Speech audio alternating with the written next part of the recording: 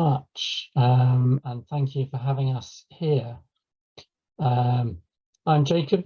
Jess will speak in a minute, but we're not going to do much of a presentation here. We're going to try and move fairly quickly into a discussion and use this theme, using collectives to build militant research power, as a basis for discussion. Okay, so we're both involved in the Scholar Activist Network. It started in February 2021 during the pandemic, and a lot of scholar activists found themselves more isolated, as everyone did. And we found this network really helpful for providing a supportive space for sharing knowledge and experiences. There's an email list, and we have these regular meetings online every couple of months. The network includes scholars working on environmental justice, anti-racism, structural violence, social justice, migration, community work, housing rights, squatting, political education. So it's really a varied bunch of people. And it has these aims that we worked out together to be a network of mutual support and care for scholar activists, to develop collective resources together, to counter the regressive effects of academic capitalism, and to develop radical collective actions, ultimately, to combat the crises we face. Okay, I'll hand over to Jess at this point. Amazing, thanks Jacob, and afternoon all. So one of the things that's kind of emerged in the sort of discussions that we've had to date is this kind of nebulous idea around sort of strategy for the network. And I think broadly speaking, what we've been trying to think about is the challenge that the Autonomous Geographers Collective set out, which is basically how can we sort of more collectively determine research priorities and activities. So with that kind of idea in mind, we recently put in a funding bid, which we haven't heard back on yet, so fingers crossed that we hear some positive news soon.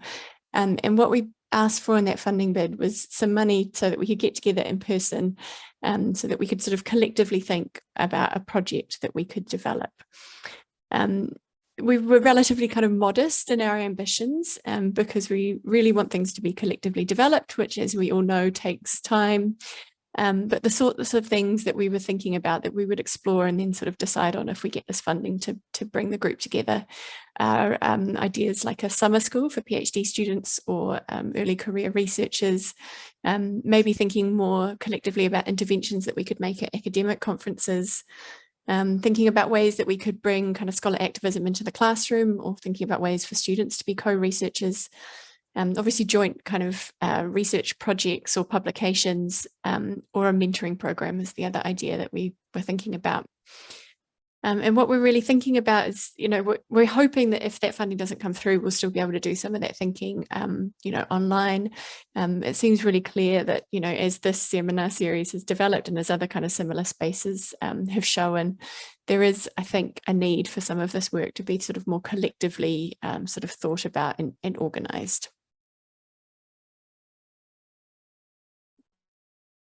Thanks. And we're going to go into discussion soon, but just before that, I wanted to flag a few things that you could do as a next step after this. Do join our mailing list. We'll put some links in the chat as well. We've got some upcoming meetings on the 25th of May and the 13th of July. We also want to hear about other militant research collectives, because of course we realise that, you know, they exist all over the world in some form or other. We'd love to be in contact with groups that you're part of or that you know of. Do spread the word about the Scholar Activist Network among friends on your own mailing lists. You could also, if you're inspired by this session, start your own collective in your own area or field. Okay, with that, I'll hand back to Jess for the discussion section. Well, thank you. So what we thought would be really good to do for kind of the rest of the time that we have available is to, as we said, sort of put people into breakout groups.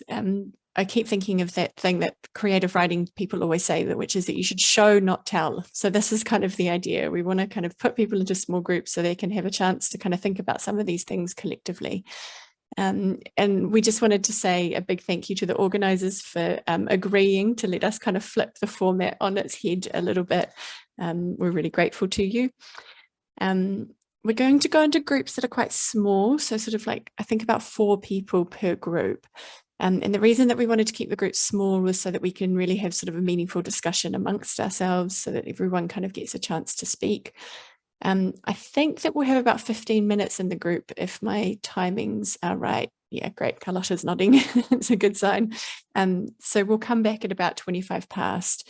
And when we come back, we won't ask you to feedback formally. We don't have time, but we'll obviously have a collective discussion afterwards where some of the things that we've discussed might come up. And we would really like to ask everyone to share one sort of interesting thing that came up in your discussion with everyone else. I'm just going to, sorry, just in the chat.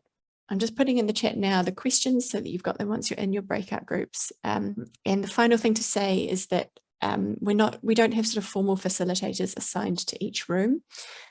So because of that, we would just really encourage everyone to kind of be kind and respectful and to make sure that everyone gets a chance to speak.